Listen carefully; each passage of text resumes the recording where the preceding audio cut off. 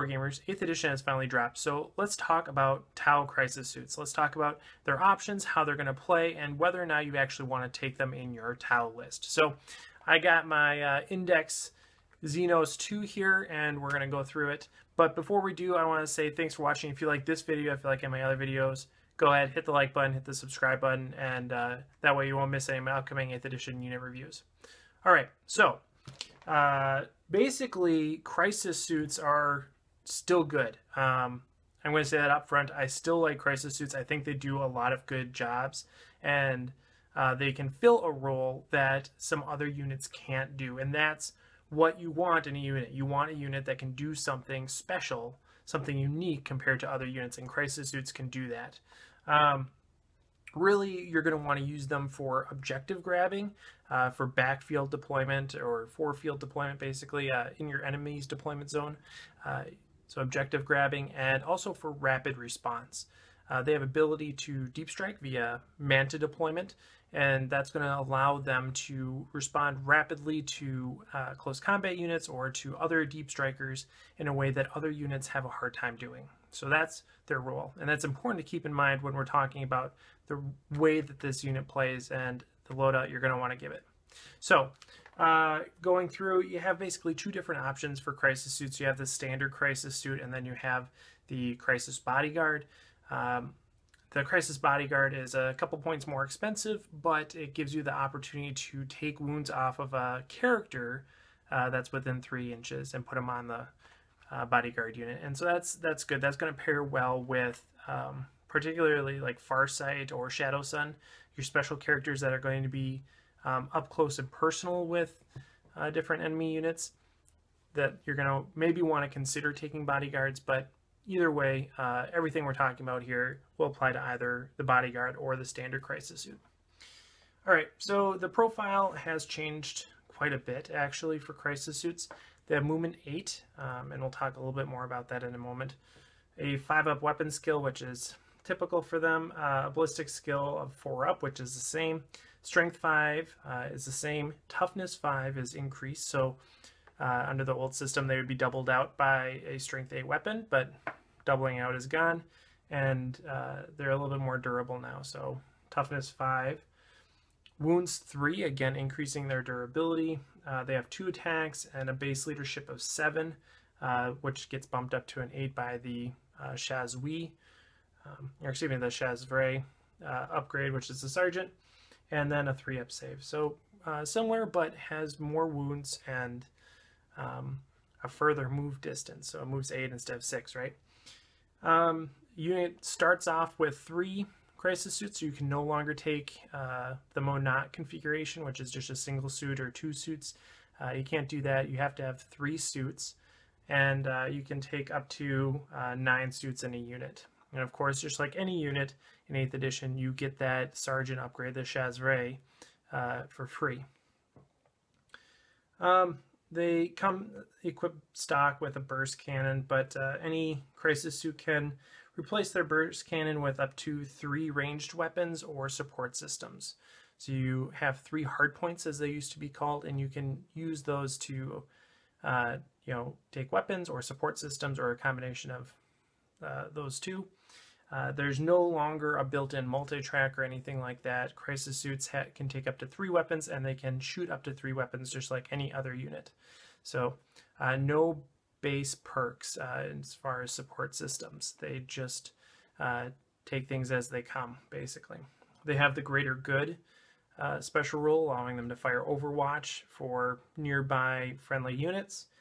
They have the Bonding Knife ritual, which if you roll a 6, you automatically pass your morale test, which is good, but for units of this size, it is rarely going to come into play. If you have 9 suits in a unit, it's going to be more helpful, but if you're using like 3 to 6 Crisis Suits in a unit, the Bonding Knife ritual really isn't going to play a huge role unless you suffer massive casualties. So there's that. And then of course they can Manta Strike, meaning that you can deploy them into a Manta and deep strike them off the board. So you don't have to do anything special for that. You just say, instead of putting on the board at the beginning of the game, you put them to the side, say I'm going to deep strike these or mantis strike these later on. As a side note, the stealth team have the option of taking a Hoenn beacon, which allows you to deep strike them closer than 9 inches away, and that's going to be critical for some of the loadouts that we're talking about later on. They have the Tau Empire and Sept keywords, meaning that they work just like normal Tau. They also have the Battlesuit, which doesn't mean anything. The Jetpack, which doesn't mean anything. The Fly keyword, which allows them to disengage and shoot from combat. And then the Crisis Suit keyword.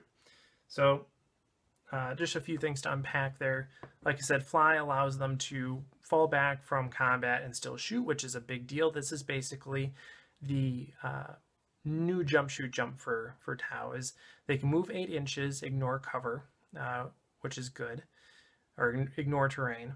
And then if they get charged, they can fall back and still shoot.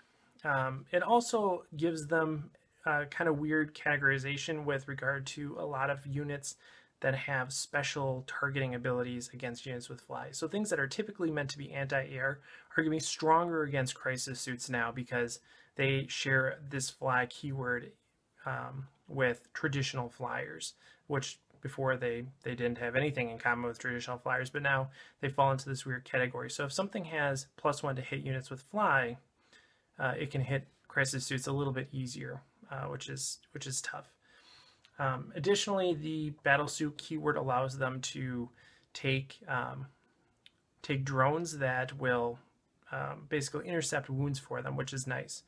This is the new way that drones work, and it really means that having drones nearby your Crisis Suits is really going to increase their longevity. You're going to want to take gun drones or shield drones most often because they're going to provide you with the type of support that you need, either in terms of increased volume of fire or in terms of durability.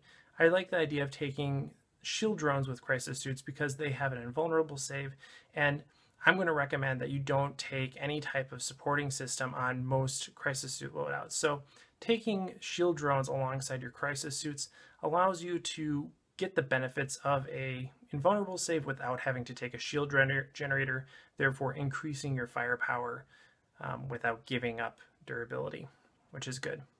So shield drones are clutch for Crisis Suits.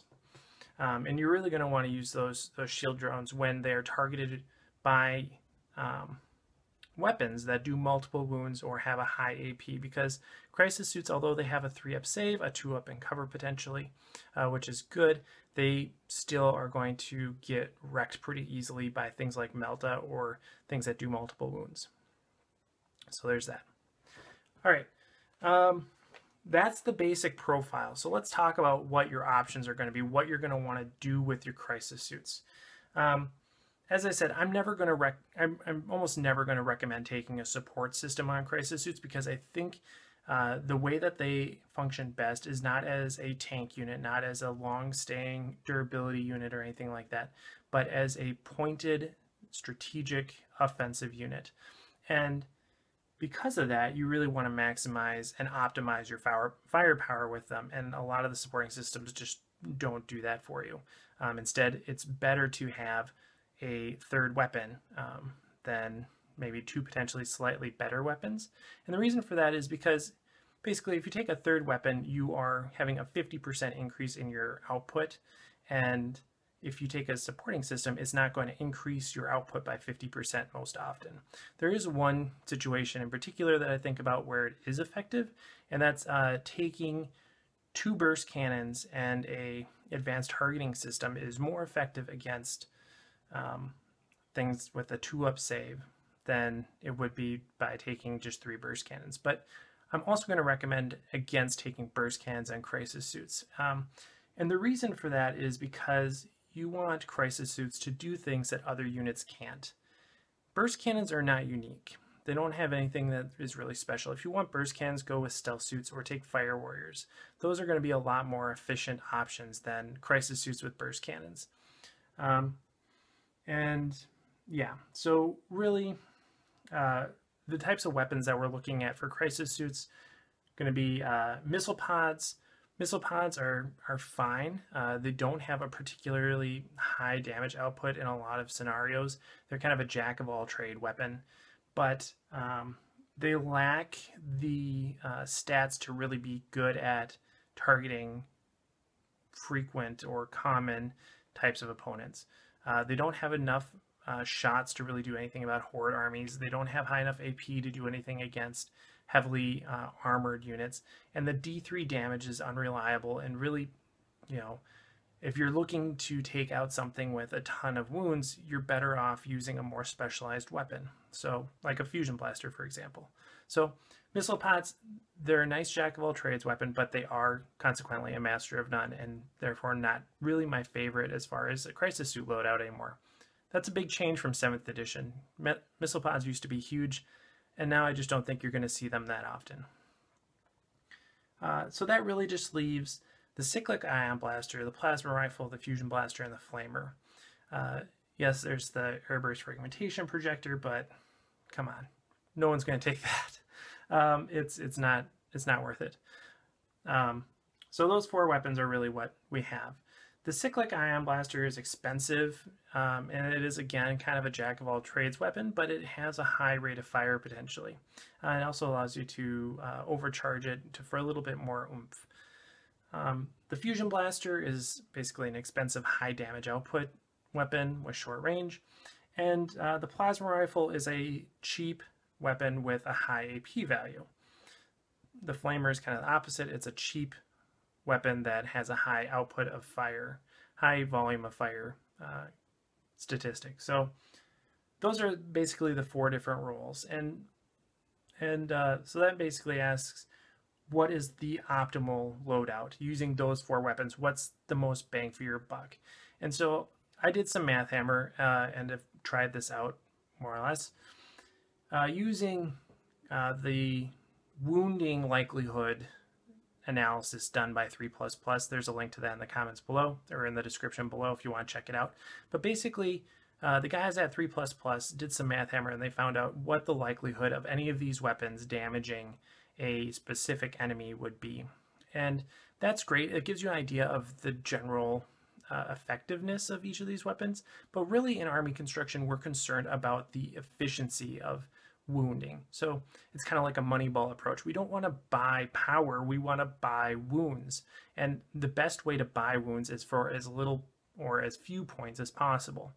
And so I basically took this analysis that Kirby and the guys at 3++ did, and I said, okay, what if we took these different loadouts and added up the points for that, including the cost of the Crisis Suit, because that's important, and figured out what was most efficient. And really what I found was that the plasma rifle flamer, and the plasma rifle fusion blaster gave you the best options across the most diverse group of enemies. So the plasma rifle flamer will give you the most bang for your buck for enemies that are toughness 4 or lower, and the plasma rifle fusion blaster loadout will give you the most bang for your buck against enemies that are toughness 5 or higher. So you basically have a mixture of different units here, and those weapon loadouts are going to have slightly different tactical implications or viabilities, right? You're not going to want to bring, you know, that same loadout to face every opponent, and so you might want to hedge your bets a little bit. And if we compare these loadouts, the 2 and then the flamer, or the 2 and then the fusion blaster, to the same loadout using cyclic ion blasters instead of plasma rifles, we see that the plasma rifle loadouts are always 20 to 50% more efficient than the cyclic ion blaster loadouts. And that means that for the same number of points, you're going to get 20 to 50% more damage with the plasma rifle loadout than a cyclic ion blaster loadout. And if you just look at the damage output of each of these weapons, you're not going to see that. You're going to see that the cyclic ion blaster does better, but it's also more expensive, and that cost makes it a less efficient choice. So really, when it comes down to it, cyclic ion blasters are good, they're fun, but they are disproportionately expensive compared to plasma rifles. So really what I recommend doing here is taking the plasma rifle flamer, or plasma rifle fusion blaster loadout. It gives you a large amount of flexibility and allows you to take out transports as well as deal with the inhabitants of those transports. A lot of times if you're dealing with Marine armies or something that's fast and going to come up and get into combat with you, this is an excellent counter-offensive force to basically turn that unit around. You have a large volume of fire, you have overwatch support from flamers, which can also do some considerable damage up close, and your fusion blasters are going to be able to get some nice sucker punches in there. So I really do think that this is a good loadout, and the changes to the way that shooting works, where basically you don't have to have everyone shoot at the same unit, means that this unit is going to do well in a lot of scenarios. You don't have to sacrifice shots because you're targeting a single unit. You can target multiple units and use each unit to its best. Personally, I'm using probably a unit of 3 to 6 suits and then splitting it somewhere down the middle between flamers and fusion blasters as my secondary or third weapon, in addition to plasma rifles. So that's how I think Crisis Suits should be run in 8th edition. And this might change as the meta evolves and as army lists evolve and everything like that, but Crisis Suits can certainly pack a punch. They're more efficient than Riptides in a lot of cases, and they are great at just being delivered to a single location, especially when you use a homing beacon. You can get them up nice and close, so you don't have to worry about the 8-inch range on a flamer. You don't have to worry about getting within half range with the fusion blaster. You can land these suckers right where you want them to be, and they can just unload. So really doing some great work there. And like I said, things could change. Let me know what you think in the comments below. If you try this out and it's not working for you, or if you try it out and it's working great, I'd love to hear about it. But this is basically, I think, the best way to run Crisis Suits at the beginning of 8th. Yeah, so that's it. Let me know what you think in the comments below, and of course, happy wargaming.